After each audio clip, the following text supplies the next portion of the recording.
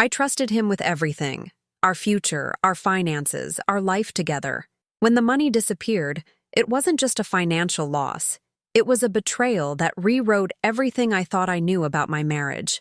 I didn't confront him right away. I stayed quiet, watched carefully, and began retracing every step he thought I'd never question. What he didn't realize was that while he believed he had won, I was already rebuilding, documenting, protecting, and planning.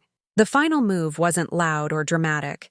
It was precise, legal, and irreversible. In the end, he lost more than money. He lost control, credibility, and the future he tried to steal from me. If this story helps you understand that strategic silence can be more powerful than immediate confrontation, or gives you courage to protect yourself when trust is broken, please leave a like and subscribe. There's a particular kind of violation that comes from financial betrayal within marriage. The discovery that the person you trusted with your economic security, the partner you believed was building a future alongside you, has been systematically stealing from you, destroying what you built together, leaving you vulnerable while enriching himself. For me, that violation arrived on a Tuesday afternoon in September when I logged into our savings account and discovered it was empty. Not reduced, not lower than expected, but completely empty. $137,000 gone. Money we'd saved over 13 years of marriage. Money meant for our future security and our children's education.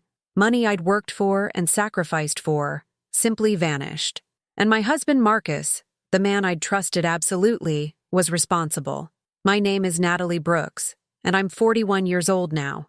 This story begins 14 months ago when I was 39, married for 13 years to Marcus Brooks. We'd met in our mid-20s through work, both of us in corporate finance, both ambitious and career-focused, both attracted to the stability and partnership that marriage could provide. We built what looked like a successful life together. 2 children, Sophia, who was 10, and Lucas, who was 7 at the time, a nice house in a good neighborhood, careers that provided comfortable dual income, all the markers of middle-class prosperity. I worked as a financial analyst at an investment firm, a demanding job that required precision and attention to detail, skills I prided myself on professionally. Marcus worked in accounting at a medium-sized manufacturing company, handling their books and financial reporting, a position that seemed stable if not particularly exciting. We were both good with money, careful savers, people who maxed out retirement contributions and built emergency funds and thought strategically about our financial future. Or so I believed. What I didn't know was that while I was carefully managing our household finances and contributing to our joint savings, Marcus was systematically embezzling from his employer, hiding assets, and preparing to drain our accounts and disappear, leaving me and our children with nothing. The theft I would discover in September was just the visible tip of a massive iceberg of deception and criminal activity I was about to uncover. The discovery happened almost by accident. I was at work, reviewing some personal financial documents during my lunch break, preparing for a meeting with our financial advisor scheduled for later that week. I logged into our primary savings account, expecting to see the balance we'd been building toward, approximately $137,000 accumulated over years of disciplined saving. Instead, the screen showed a balance of $43. I stared at it, certain there must be an error, a glitch in the online banking system, something wrong with the website display. I refreshed the page. Still $43. I logged out and logged back in. Still $43. With shaking hands, I called the bank's customer service line, explained that I was seeing an impossible balance in our savings account, asked them to verify the correct amount. The representative confirmed what the screen showed. Yes, the account currently held $43.15. When I asked about the missing $137,000, she pulled up the transaction history and explained that there had been a wire transfer 3 days earlier, on Saturday, that had moved the entire balance to an external account. Who authorized the transfer? I asked, my voice barely steady.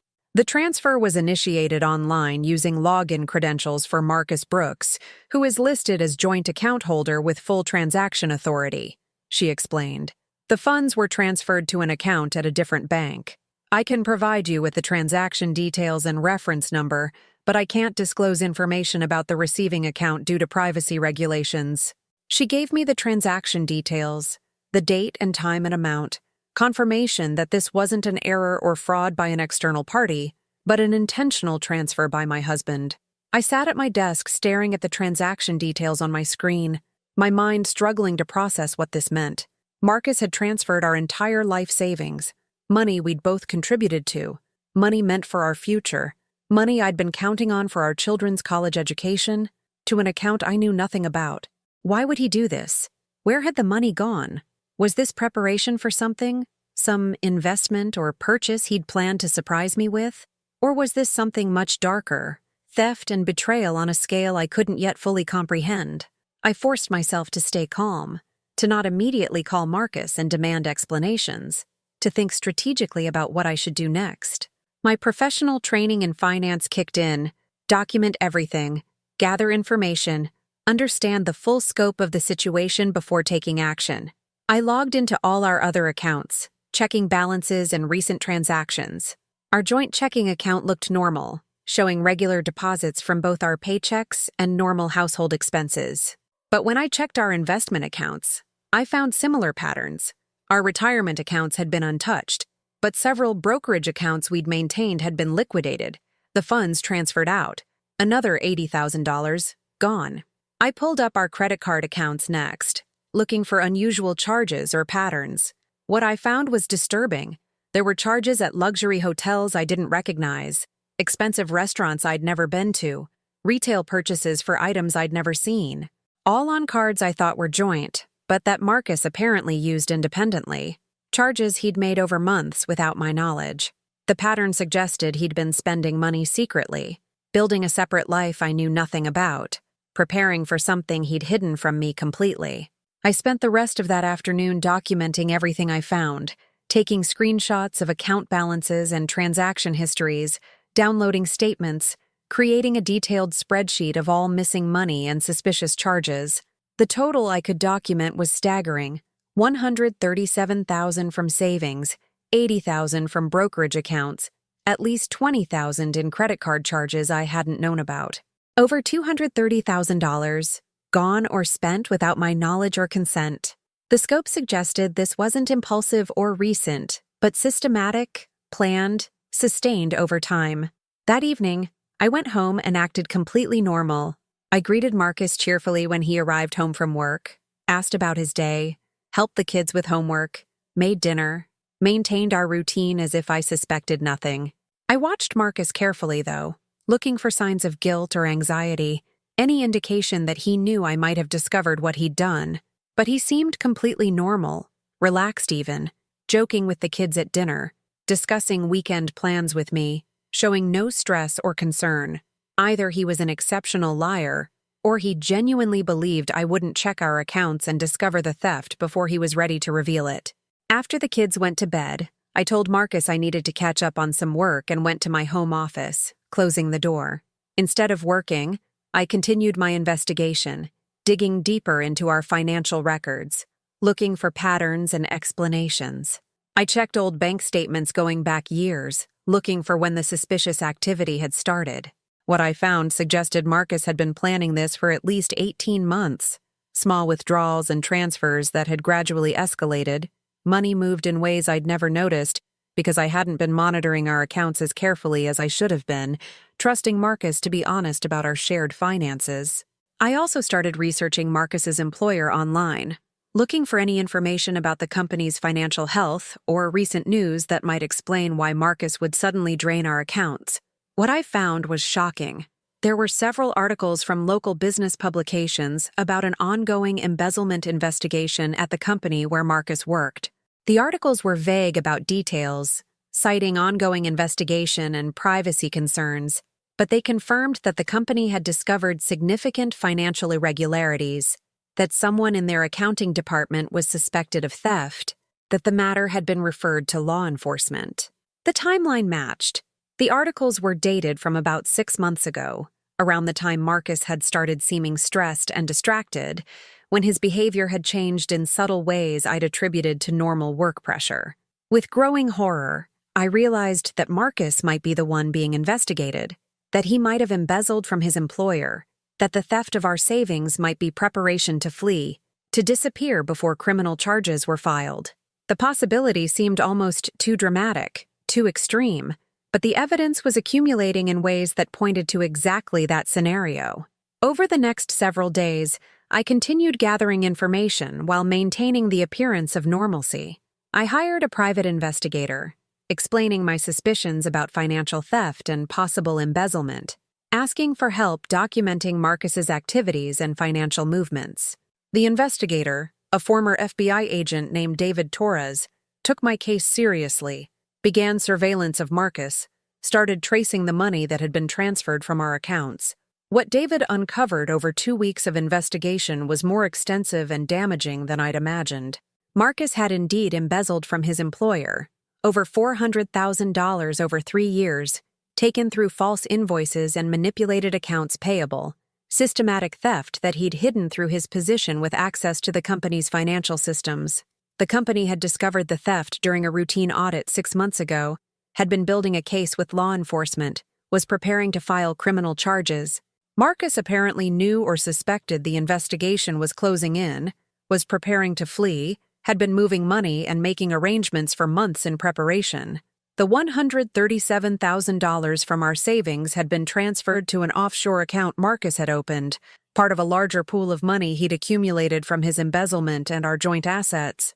David traced additional transfers and discovered Marcus had been selling our possessions, jewelry I rarely wore, collectibles from our house, electronics, and items I wouldn't immediately notice were missing, converting everything possible to liquid assets he could take with him. He'd also taken out a home equity line of credit against our house without my knowledge, pulling $50,000 from our home's equity, money I'd known nothing about until David's investigation revealed it. The investigator also discovered that Marcus had been having an affair with a woman named Samantha Chen, someone he'd apparently met online, who lived in a different state. The relationship was serious. They'd been together for over a year, were planning a future together, and Marcus had apparently promised her they'd start a new life somewhere using the money he was stealing from his employer and from me. The affair added another dimension of betrayal, not just financial theft, but romantic infidelity, planning a future with someone else while maintaining the facade of our marriage. Armed with all this evidence, bank records, investigators' reports, proof of embezzlement and theft, I consulted with 2 attorneys, a divorce lawyer and a criminal attorney. The divorce lawyer, Jennifer Park, advised me about protecting myself financially and legally in the divorce that would inevitably follow. The criminal attorney, Robert Chen, advised me about cooperating with law enforcement regarding Marcus's embezzlement and about my rights as a spouse who'd been deceived and whose assets had been stolen. The strategy we developed was precise and comprehensive. First, I would file for divorce immediately, seeking emergency orders protecting remaining assets and giving me temporary full custody of our children. Second, I would file a police report about the theft of marital assets, providing documentation of the transfers Marcus had made without my knowledge or consent. Third, I would contact Marcus's employer and law enforcement about the embezzlement investigation, offering to cooperate and provide information. And fourth, I would secure our house and remaining assets, taking control of accounts and property before Marcus could do additional damage. The execution of this strategy happened quickly, all on the same day to prevent Marcus from being warned and taking defensive action. On a Thursday morning, 3 weeks after I'd first discovered our empty savings account, while Marcus was at work and the kids were at school, I filed for divorce at the county courthouse. The petition included detailed documentation of Marcus's theft of marital assets, his embezzlement from his employer, his affair, his plans to flee. I requested emergency orders freezing all assets, preventing Marcus from accessing or transferring any additional money, giving me temporary custody of our children, and excluding Marcus from our home. Simultaneously, my criminal attorney filed a police report on my behalf, providing evidence of the theft of marital funds and requesting investigation. The police connected with the existing embezzlement investigation of Marcus, combining resources and evidence to build a stronger case. I also met that morning with Marcus's employer and their legal team, providing information about the offshore accounts and stolen money, cooperating with their investigation in exchange for their agreement not to pursue claims against me for Marcus's crimes, and to support my position in divorce proceedings. The divorce petition and emergency orders were served on Marcus at his workplace that afternoon by a sheriff's deputy in front of his colleagues and supervisors. By the time he received the papers, our bank accounts had been frozen by court order, preventing him from accessing or transferring additional funds. The police had been notified and were preparing to arrest him on embezzlement charges. His employer had terminated him and was pursuing recovery of stolen funds through civil litigation. And I had changed the locks on our house, taken possession of all important documents and property, and secured our children at my parents' house where Marcus couldn't access them. Marcus's response was to immediately call me, his voice panicked and angry, demanding to know what I'd done, how I'd found out, why I'd taken such dramatic action instead of talking to him first. "You stole over $200,000 from our accounts," I said calmly. "You embezzled from your employer. You plan to abandon me and our children and start a new life with the money you stole. Why would I talk to you before protecting myself and our kids? You've shown you're willing to destroy our family for your own benefit. I'm not giving you opportunity to do more damage." I was going to explain everything, Marcus claimed, his story already shifting toward justification. I was in trouble at work and panicked. I made mistakes, but I was going to fix everything. "You didn't have to blow up our entire life like this." The gaslighting was immediate, trying to make me feel like I'd overreacted, like his theft and embezzlement and plans to abandon us were forgivable mistakes rather than criminal betrayal. "You stole from your employer for 3 years," I said. "You stole our life savings. You sold our possessions. You took out a loan against our house without telling me. You planned to run away with your girlfriend using money you stole. None of that is a mistake, Marcus. That's systematic criminal behavior. You made your choices. Now you face the consequences." Marcus was arrested the next day on embezzlement charges. His arraignment resulted in bail being set at $200,000, an amount he couldn't pay since all his accessible money was either frozen or already spent. He sat in jail for 3 days before his parents managed to secure a bail bond, getting him released pending trial. The criminal case would take months to work through the system, but the charges were serious. Multiple counts of embezzlement and theft, potentially decades in prison if convicted on all counts. The divorce moved forward simultaneously. The emergency orders I'd requested were granted. Marcus was prohibited from accessing any marital assets. I was given temporary sole custody of our children with Marcus's visitation to be supervised, and Marcus was excluded from our marital home. He was required to provide full disclosure of all accounts and assets within 30 days, under penalty of perjury, giving me legal means to discover any additional money or property he'd hidden. Over the following months, the full scope of Marcus's crimes and deception emerged through the legal processes. The embezzlement from his employer totaled nearly $500,000 over 3 years, money he'd taken through sophisticated accounting fraud that required significant planning and knowledge of their financial systems. Most of that money had already been spent on his lifestyle, on gifts for his girlfriend Samantha, on luxury experiences and items he'd enjoyed while living a double life. About $150,000 had been transferred to offshore accounts, but those funds were frozen through international cooperation once law enforcement identified their location. The money Marcus had stolen from our marital accounts was similarly mostly gone, spent on his affair, on preparing to flee, on supporting the lifestyle he'd been hiding from me. The $137,000 from our savings existed only on paper now, spent faster than it had been saved, irrecoverable despite civil judgments and criminal restitution orders. The practical reality was that the money was gone, destroyed by Marcus's choices, and I would have to rebuild our financial security from nearly nothing. The investigative process also revealed how long Marcus had been deceiving me and how extensive his double life had been. His affair with Samantha had started 3 years ago, conducted through secret trips he'd disguised as work travel, through burner phones I'd known nothing about, through elaborate lies about his schedule and activities. He'd been planning to leave me for at least a year, had promised Samantha they'd be together once he'd secured their financial future, meaning once he'd stolen enough money to fund their new life together. The home equity loan he'd taken without my knowledge had been used partly to fund his relationship with Samantha, paying for an apartment he'd rented in her city where they'd stayed during his supposed business trips, buying her expensive gifts and jewelry, funding the life he was building with her, separate from our marriage. The betrayal was comprehensive: financial, romantic, emotional.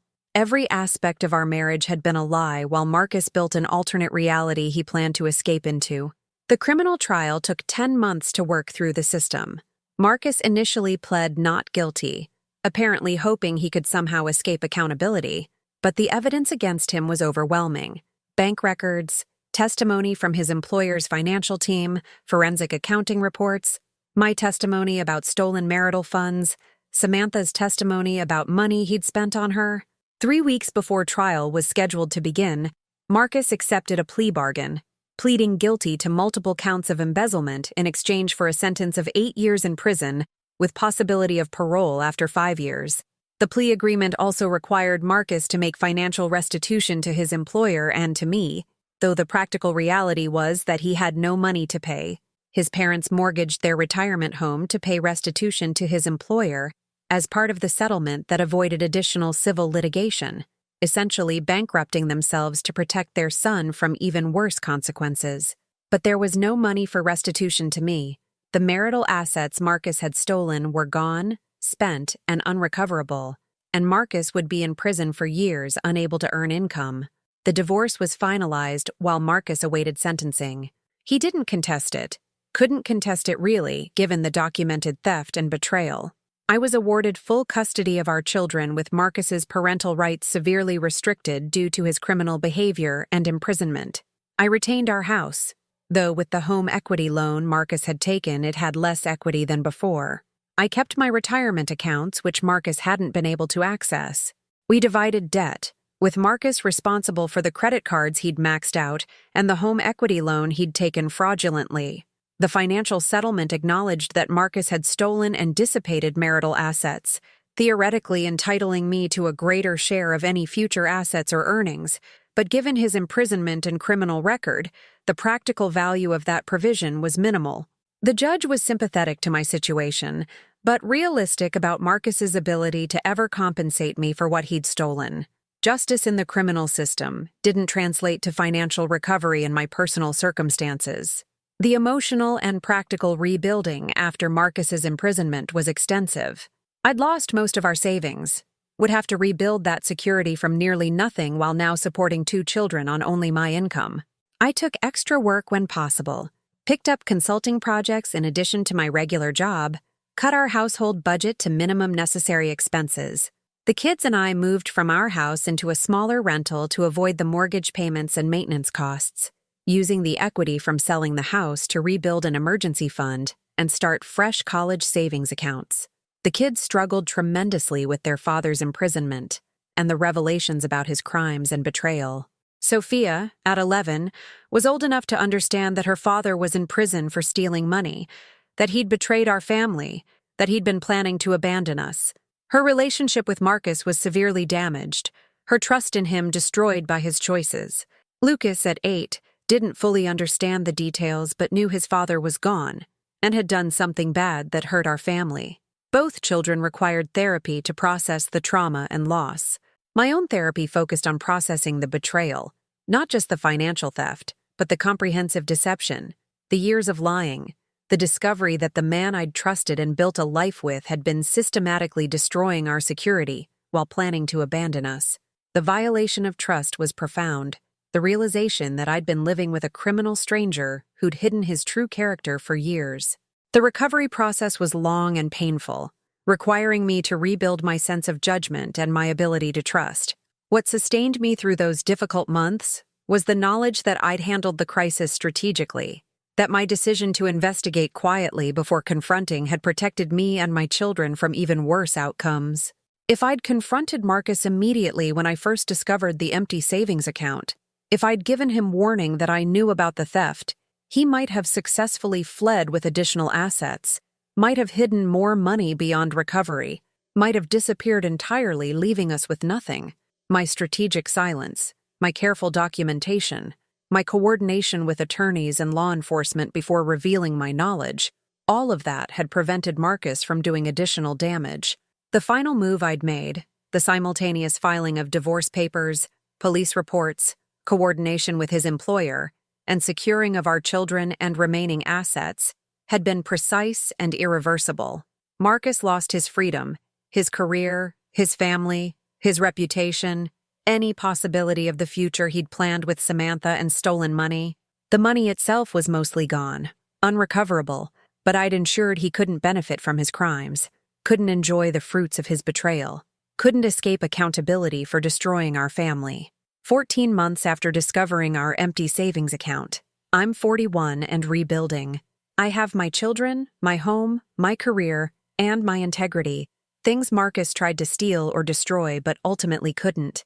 I've built an emergency fund back up to $15,000 through strict budgeting and extra work. I'm contributing again to retirement accounts and college savings. Smaller amounts than before, but consistent. The house we'd owned is sold, but the rental we live in now is comfortable and affordable, and I'm working toward being able to purchase something again in a few years.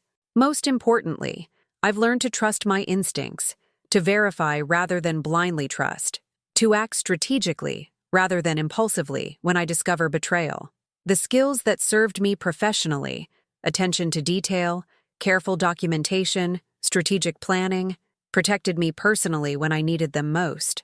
Marcus had believed he was smarter than me, that he could steal and lie, and I'd never notice or would be too trusting to investigate. He was wrong. His arrogance and my strategic response combined to ensure that while he destroyed our financial security, he didn't destroy me or our children's future. My name is Natalie Brooks. I'm 41 years old and divorced from a man who stole over $200,000 from our marital accounts and embezzled nearly $500,000 from his employer, while planning to abandon me and our children for his girlfriend. When I discovered the theft, I didn't confront him immediately. I investigated, documented, and planned a comprehensive response that protected me and ensured he faced full consequences for his crimes. The final move wasn't dramatic or emotional. It was strategic, legal, and irreversible. And while the money he stole is mostly gone, I protected what mattered most: my children, my future, and the certainty that he would pay for his betrayal. Thank you for reading. If this story helped you understand that strategic response can be more powerful than immediate confrontation, or gave you courage to protect yourself when trust is broken, please like and subscribe.